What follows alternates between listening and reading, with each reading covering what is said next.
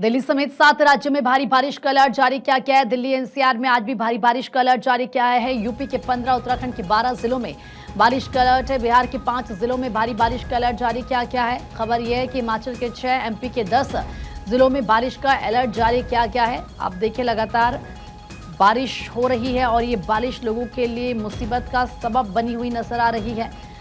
पहाड़ से लेकर मैदान तक हर तरफ बारिश ही बारिश, और ऐसे में लोगों के घर बार सब कुछ इस पानी में डूब चुके हैं। पहाड़ों पर संकट है, मैदानी इलाकों में भी कमोबेश ऐसे ही हालात हैं। दिल्ली एनसीआर में आज भी भारी बारिश का अलर्ट जारी किया गया है। यूपी के 15, उत्तराखंड के 12 जिलों के लिए अलर्ट जारी किया गया है। इससे बिहार भी अछूता नहीं है। वहां के 5 जिलों में भारी बारिश का अलर्ट है, तो वहीं हिमाचल के 6 और मध्य प्रदेश के 10 जिले बताए जा रहे हैं, जिसके लिए अलर्ट जारी किया गया है। 7 राज्यों में भारी बारिश का दिल्ली समेत ये अलर्ट है मौसम विभाग की तरफ से। दिल्ली एनसीआर में आप देखिए, पिछले कुछ दिनों से लगातार झमाझम बारिश हो रही है। भले ही ये बारिश बढ़ती गर्मी से राहत लोगों को दे, लेकिन दूसरी तरफ अब ये जो बारिश है ये कहीं ना कहीं मुसीबत बन गई है, क्योंकि लोगों के घर बार, खेत खलियान सब कुछ इस बारिश में डूबते नजर आ रहे हैं। लोगों को शिफ्ट करना पड़ रहा है एक जगह से दूसरी जगह। कहीं पर आप देखिए घर जमींदोज हो रहे हैं, तो कहीं पर पुल टूट रहे हैं, कहीं पर पहाड़ दरक रहे हैं, तो कहीं पर सड़कें पूरी तरीके से क्षतिग्रस्त हो चुकी है। हर तरफ बहरहाल एक ही नज़ारा इस वक्त नज़र आ रहा है, और वो है पानी पानी। जहां तक नजरें जाती हैं पानी ही पानी नजर आता है इस वक्त। डॉक्टर थानेश्वर हमारे सहयोगी जुड़ चुके हैं हमारे साथ। डॉक्टर थानेश्वर, बताएं क्या है ताज़ा अपडेट? क्या फिलहाल अभी भी वहां पर बारिश हो रही है या बारिश बंद हुई है? देखिए, सुबह से या सुबह तड़के से यहाँ पर लगातार मूसलाधार बारिश हो रही है। अभी कुछ ही समय पहले हल्की बूंदाबांदी शुरू हुई, अभी भी पानी की फुहार आ रही है। मैं इस समय अमृतसर के दत्तरवाल गांव के आसपास हूँ। दत्तरवाल गांव पूर्णतः जलमग्न हो चुका है। अगर कहें कि जल प्रलय मैं उसे कहूं तो कोई गतिशक्ति नहीं होगी। पूरा गांव में पानी पानी भरा हुआ है। दत्तरवाल गांव से आगे की तरफ हम आए, आप देख सकते हैं कि ये खेत भी, इसमें भी 2 से 2.5 फुट तक पानी भरा हुआ था। अब यहाँ का पानी कुछ निकलना शुरू हो गया। आगे की तरफ यहाँ से इन्होंने तो बंद जो लगा हुआ था उसको तोड़ दिया, उस तरफ पानी निकाल दिया ताकि इसको सुरक्षित किया जा सके। इसके साथ साथ मैं बताऊं कि वहां जितने भी गांव हैं, जितने घर हैं, पूर्णतः जलमग्न हो चुके हैं। कोई स्कूल में शरण लिए हुए है, कोई चर्च में शरण लिया हुआ है, कोई मंदिर में है, कोई गुरुद्वारे में, जगह जगह शरण लेकर लोग अपना जीवन यापन कर रहे हैं। हालत यह है कि एक सर्वजीत नाम का एक व्यक्ति था, उसने 14 लाख रुपए लोन लेकर अपना काउ फार्म बनाया था। उसकी 3 गायें मर चुकी हैं, और उसका जो 4-5 लाख रुपए का उसने पशु चारा इकट्ठा किया था वो बह गया। रो रो कर उसकी बुरी हालत है इस समय। उसका कहना है कि मैं बैंक की किस्तें कैसे भरूंगा। इसी तरह जितनी फसल थी सब फसल पूर्णतः बर्बाद हो चुकी है। फसल के ऊपर तक पानी आ चुका है। किसानों का एक ही मांग है कि फसल के पर जो खर्चा होना था, दवाई का, बीज का, जो था सारा हो चुका था। अब केवल कटाई का खर्चा बाकी रह गया था।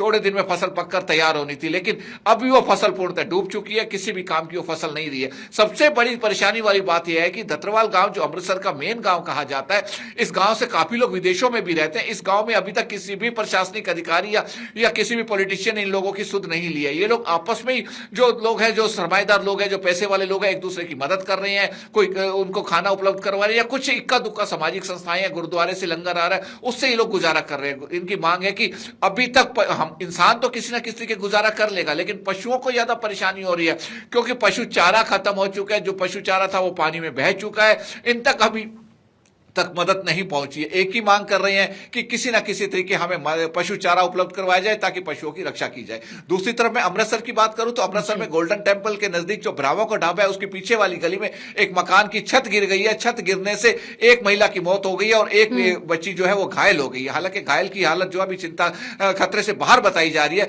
जब भी पंजाब में बाढ़ आती है तो हरियाणा भी उससे अछूता नहीं रहता, क्योंकि दोनों पहले महापंजाब था, हरियाणा पंजाब से ही अलग होकर निकला है। अगर मैं बात करूं हरियाणा की, तो हरियाणा का जो क्षेत्र यमुना के नजदीक लगता है।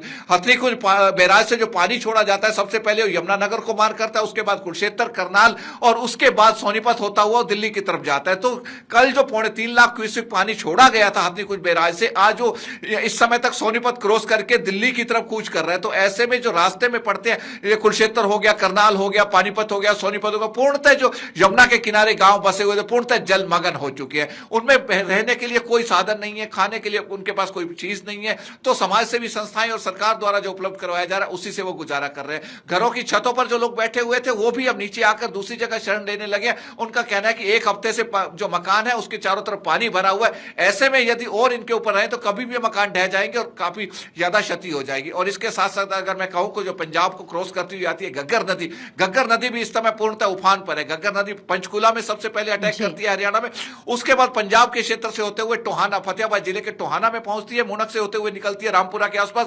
वहां जो एरिया था पूर्णतः जलमग्न हो चुका है। जाखल मंडी जो सबसे संपन्न मंडी कही जाती है हरियाणा की, वो पूर्णतः जलमग्न हो चुकी है। लोगों के लिए अत्यधिक परेशानियों का सामना करना पड़ा है। घरों में 4 से 5 फुट तक पानी भर चुका है। वहां भी बहुत बुरी हालत है। और इसके साथ साथ टोहाना से जो तो बांकड़ा नहर डॉक्टर थानेश्वर, आप जो बता रहे हैं उसे ये तो पता चल रहा है कि इस वक्त हालात वहां पर कैसे हैं, और पिछले अगर एक हफ्ते की बात करें तो बिल्कुल यही स्थिति बनी हुई है। अब आगे को लेकर क्या मौसम विभाग की तरफ से कहा गया है? क्या अभी भी बारिश होगी या आगे हालात सुधरते नजर आएंगे?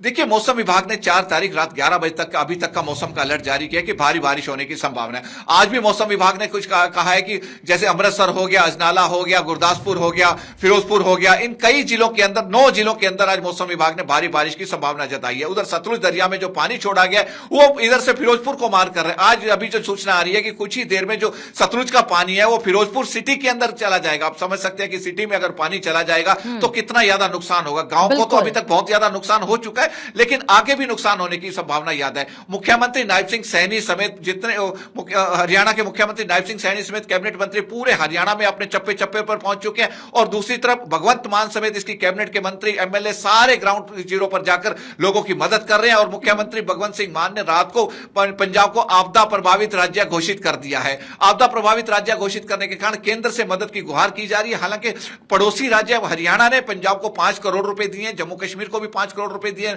नायब सिंह सैनी की तरफ से भेजे गए, और यह भी आश्वासन दिया कि आगे और भी मदद की जाएगी। इसके साथ साथ जो हमारे एक्टर हैं, जो हमारे अभिनेता हैं, सिंगर हैं, उन्होंने भी पंजाब के कई गांव को गोद लेने की बात कही है। कहा है कि जितने भी इसके अंदर डेवलपमेंट होगा हम करेंगे। मदद के लिए हाथ तो आगे आ रहे हैं, लेकिन जब तक वो मदद पहुंचेगी उससे पहले जो ग्राउंड जीरो पर लोगों को दिक्कतें हो रही है उससे अत्यधिक परेशानियों का सामना करना पड़ रहा है। फौरी तौर पर लोगों की मांग है कि उनको पशु चारा चाहिए, जलाने के लिए मोमबत्ती चाहिए। जो इस पानी भरे जाने के कारण पानी से जो बरसाती पानी से जो बीमारियां होती है, पैरों में खुजली या स्किन डिजीज होती है, दूसरी पेट खराब होने की बीमारी होती है, उसकी मेडिसिन चाहिए, खाने के लिए भोजन चाहिए। ये जो फौरी तौर पे उनको चाहिए, अभी उनकी इस चीज की डिमांड है, लेकिन अभी तक ये डिमांड उनकी पूरी नहीं हो पा रही है, जिससे लोगों को अत्यधिक परेशानियों का सामना करना पड़ रहा है। सबसे बड़ी दिक्कत महिलाओं को आ रही है, सैनिटरी नैपकिन वहां अवेलेबल नहीं है, जिस वजह से जो पीरियड से महिलाएं हैं उनको ज्यादा परेशानियों का सामना करना पड़ रहा है। इसके अतिरिक्त जो छोटे बच्चे हैं, कई तो नवजात बच्चे हैं जो जिनकी उम्र ही अभी कुछ ही समय पहले पैदा हुए, कोई 1 महीने का, कोई 1.5 महीने का, कोई 15 दिन का,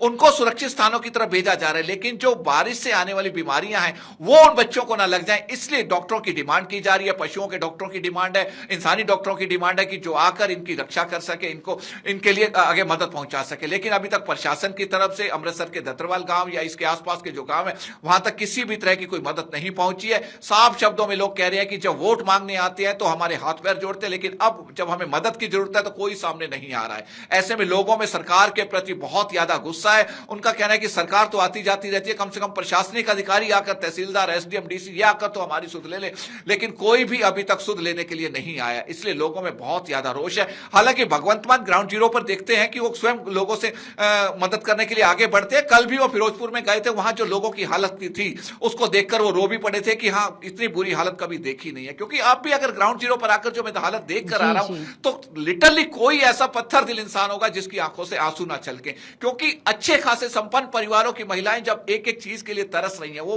हाथ फैलाकर मांग रही हैं कि एक सूट का, एक सलवार कमीज का जोड़ा दे दीजिए, 1 हफ्ते से हमने कपड़े नहीं चेंज किए हैं। क्योंकि जिस समय पानी आया था उस समय वो एकदम घर से निकले थे, कोई कपड़ा, कोई बिस्तर, कोई कंबल, कुछ नहीं घर से ले पाए, सब कुछ उनका घरों में पड़ा है, वो भीग चुका है। अब जब वो पानी उतरेगा, घरों से निकलेंगे तो अब सहज ही अनुमान लगा सकते हैं कि वो सब कुछ डैमेज हो चुका होगा। अभी बारिश जैसे ही पानी उतरेगा, पानी अभी तक यहां 10 से 15 फुट तक कई गांव में पानी भरा हुआ है। आप अनुमान लगा सकती है, इमेजिन कर सकती है कि 10 से 15 फुट पानी उतरने में कितना समय लगेगा। अभी जो नई जानकारी आ रही है कि सतलुज दरिया में और पानी छोड़ा गया, वो सीधा फिरोजपुर को मार करेगा। हुसैनी वाला बॉर्डर वगैरह सब भीग चुके हैं, सब बुरी तरह से पानी से तरबतर हुए पड़े। बहुत बुरी हालत है। इधर हरियाणा में कहूं तो जो यमुना के नजदीक का एरिया है या घग्गर के नजदीक का एरिया, वहां बहुत बुरी हालत है। दिल्ली तो सबकी नजरों में आ गई कि दिल्ली का निचला एरिया सब पानी में जलमग्न हो गया, लोहे का पुल भीग गया है, वहां पर ये हो गया, वहां पर राजधानी है, सभी सुख सुविधाएं पहुंच रही है। लेकिन हरियाणा का जो यमुना के किनारे का एरिया, जो रिमोट एरिया जिसे हम कहेंगे, वहां तक लोगों तक अभी तक उतनी मदद नहीं पहुंच और पा हम रही ये है उम्मीद जितनी करते मदद हैं उन्हें डॉक्टर चाहिए। थानेश्वर बेसिक आपकी चीज के इस लिए वो लोग रिकॉर्ड तड़प के रहे हैं। बाद,